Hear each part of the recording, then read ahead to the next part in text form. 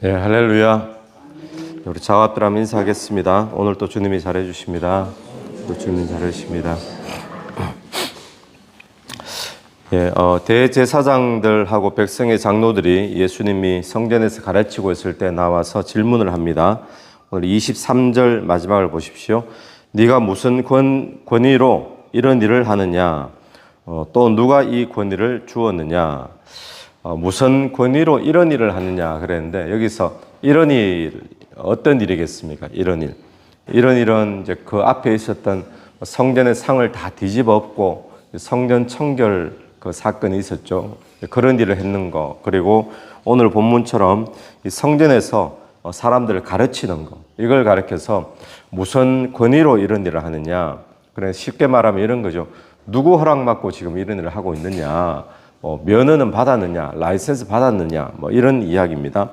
또 랍비냐, 당신이 랍비도 아니면서 왜 이렇게 가르치느냐, 이런 이야기죠. 이 당시에는 이렇게 성전에서 가르칠 만한 그런 랍비가 되려면 3명 이상의 랍비로부터 추천받고 확인을 받고 그런 절차가 있다고 합니다. 그런데 예수님은 그런 것도 없잖아요. 그래서 이들이 와서 예수님에게 권위를 따지는데, 이렇게 질문하는 이유는 뭐겠습니까? 그동안 바리새인들과 서기관들이 예수님께 와서 또 질문하고, 또 대제사장들 와서 질문하고, 계속 질문했던 것이 예수님을 올무에 넣으려고, 예수를 책잡으려고 자꾸 이런 이상한 어려운 질문들을 하게 되죠. 대답하기 어려운 질문들을. 또 하나는 이들이 예수 그리스도의 모습이나 말씀이나 보니까 권위가 있는 걸 봤잖아요. 그리고 예수님이 사역 자체에 기적이 일어나고 뭔가 있는 걸 보는데, 그럼에도 불구하고 메시아로 인정하기가 싫은 겁니다. 자기의 어떤 권위 때문에, 자기의 기득권 때문에. 그런데 우리가 알듯이 예수님의 권위는 누구로부터 받은 겁니까? 하나님으로부터 받은 거죠. 근데 예수님은 거기에 대해서 내가 위로부터 권위를 받았다 이렇게 대답하지 않으시고 오히려 질문으로 또 대답을 하세요. 그 질문이 뭔가 하면 24절이죠. 24절에 예수께서 대답하시되 나도 한 말을 너에게 물으리니 너희가 대답하면 나도 무슨 권위로 이런 일을 하는지 이르리라. 요한의 세례가 위로부터 왔느냐 하늘로부터냐, 어디로부터 왔느냐 하늘로부터냐 사람으로부터냐, 그들이 서로 의논하여 이르되, 이렇게 나오죠. 예수님이 이 대답을 바로 주지 않는 이유는 뭔가 하면, 만약에 예수님이 받으신 권위가 하늘로부터 온 권위다 이러면 감히 어떻게 자기 스스로 하나님으로부터 권위를 받았다고 하느냐, 또 신성 모독이 되어버리는 거예요. 그렇다고 사람이 준 권위다, 사람이 준 권위가 또 없잖아요. 그러니까 이게 예수님을 그냥 외통수로 딱 몰아넣는 그런 또 어려운 질문인데, 거기 예수님이 대답하지 않고 오히려 그들에게 역으로 질문하면서 세례 요한의 권위가 그게 하늘로부터 왔는 거냐 사람으로부터 왔는 거냐, 오히려 질문을 합니다. 그랬더니 이들이 딜레마에 빠지죠. 25절 하반절을 보시니까 그들이 서로 의논하여 이르되 만일 하늘로부터라면 어찌하여 그를 믿지 아니하였느냐. 세례 요한이 예수 그리스도를 증거했던 사람이잖아요. 어찌하여 그를 믿지 아니하느냐. 또 26절에 만일 사람으로부터라 하면 모든 사람이 요한을 선지자로 여기니 백성이 무섭다. 세례 요한의 권위가 하나님께로부터 왔다 그러면, 근데 하나님께로부터 왔는 사람이 나를 증거하는데 왜 안 믿느냐 이럴 것이고, 만약에 세례 요한의 권위를 사람에게부터 왔다 그러면 모든 백성들이 세례 요한을 하나님의 선지자로 존경하고 있는데 사람들의 어떤 그런 시선이, 여론이 무서운 거죠. 그러니까 이러지도 못하고 저러지도 못하고 있는데, 그때 예수님이 27절에 예수께 대답하여 이르되 우리도 알지 못하노라 하니 예수께서 이르시되 나도 무슨 권위로 이런 일을 하는지 너에게 이르지 아니하리라. 여기서 우리가 여러분 보는 것은 뭔가 하면, 이 대제사장들, 백성의 장로들이 하나님께로부터 온 권위인 것을 이미 그들은 알 수 있습니다. 그런데도 불구하고 이들 알면서도 의도적으로 지금 받아들이지 않는 거죠. 오늘 우리도 말씀을 받아들일 때 이 말씀의 권위가, 성경의 권위가, 또 성경 말씀이 하나님이 우리에게 주신 것인 줄 우리는 분명히 믿습니다. 그런데 때로는 내가 어떤 뭔가를 크게 포기해야 될 일이 있을 때, 손해봐야 될 일이 있을 때 우리는 하나님의 말씀인 줄 알면서도 의도적으로 우리는 순종하지 않고 받아들이지 않고 그럴 때가 종종 있죠. 비슷한 것 같아요. 오늘 저와 여러분 한번 스스로 돌아보고 묵상해야 될 것은 나는 하나님의 말씀인 줄 알면서도 내가 의도적으로 받아들이지 않는, 순종하지 않는 그런 말씀은 혹시 없는가 한번 돌아보는 시간 되길 바라고, 또 하나는 하나님이 우리 생활 속에 세워주신 권위들이 많이 있습니다.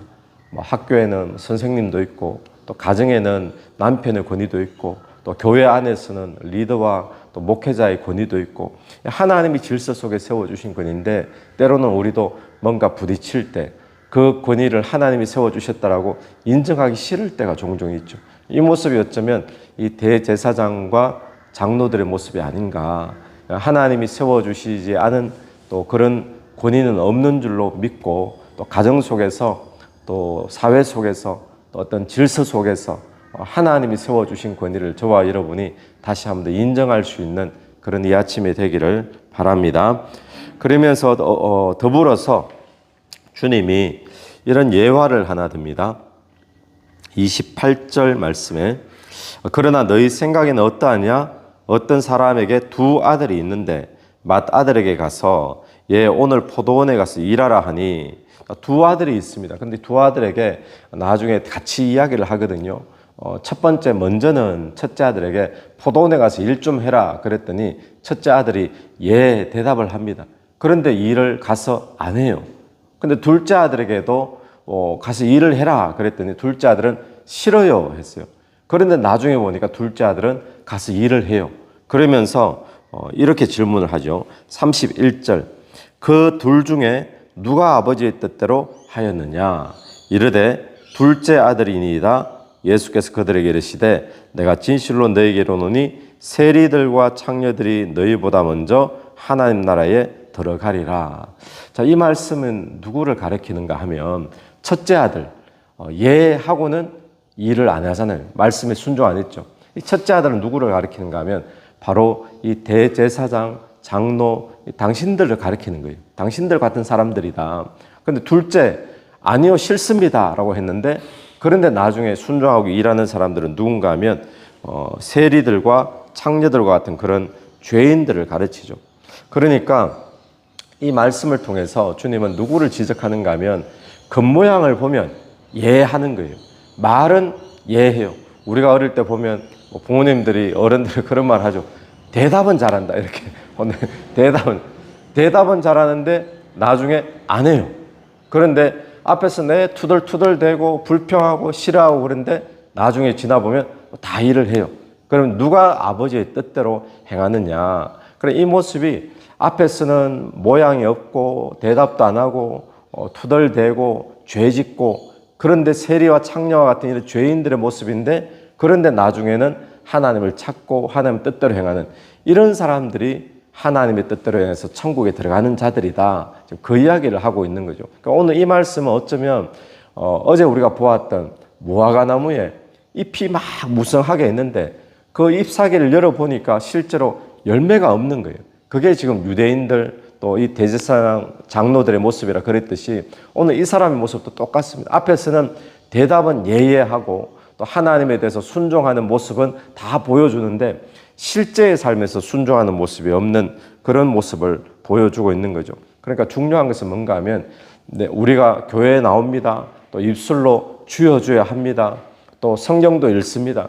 그런데 실제로 내가 하나님 말씀에 순종하는 삶을 살고 있느냐, 그것이 중요한 것을 우리에게 보여주고 있습니다. 그래서 오늘 저와 여러분이 기억해야 될 것은 입으로 말로만 아멘 아멘 또 말로만 주여 주여 하는 그런 삶이 아니라 저와 여러분의 삶 속에서 실제로 여러분의 일터에서 예수께 아멘하고 여러분의 일터에서 예수가 실제로 주가 되시는 그런 은혜들이 있게 되기를 간절히 바랍니다.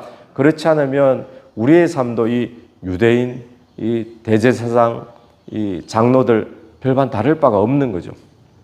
또 하나는 우리가 보는 것은 앞에서는 싫습니다, 싫습니다 했지만 나중에는 아버지의 뜻대로 행했던 이 둘째 아들처럼 늦게라도 회개하고 돌이키면 된다라는 것을 우리에게 보여주고 있습니다. 그래서 오늘 우리가 두 가지 말씀을 보게 되는데, 첫째는 하나님이 세워주신 권위가 있습니다.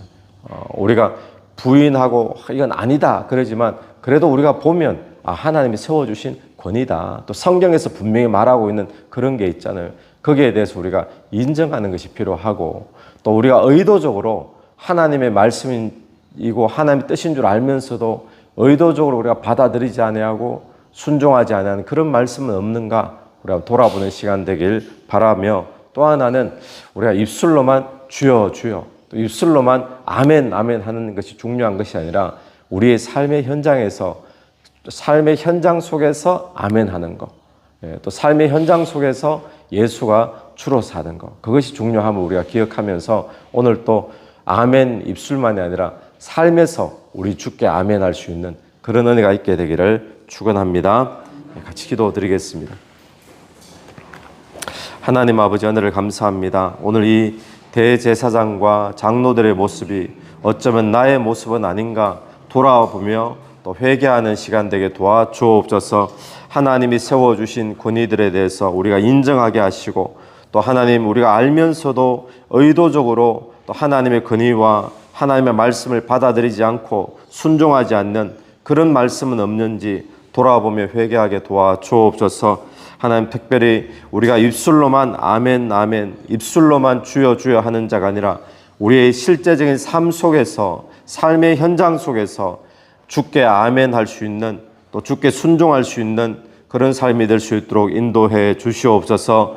이 새벽에도 여러 가지 기도 제목을 가지고 주님 앞에 나아갑니다. 주님, 모든 제목 속에 성령께서 역사해 주시기를 간절히 원합니다. 예수님 이름으로 기도드립니다. 아멘. 오늘도 예수 이름으로 승리하시는 하루 되길 바랍니다.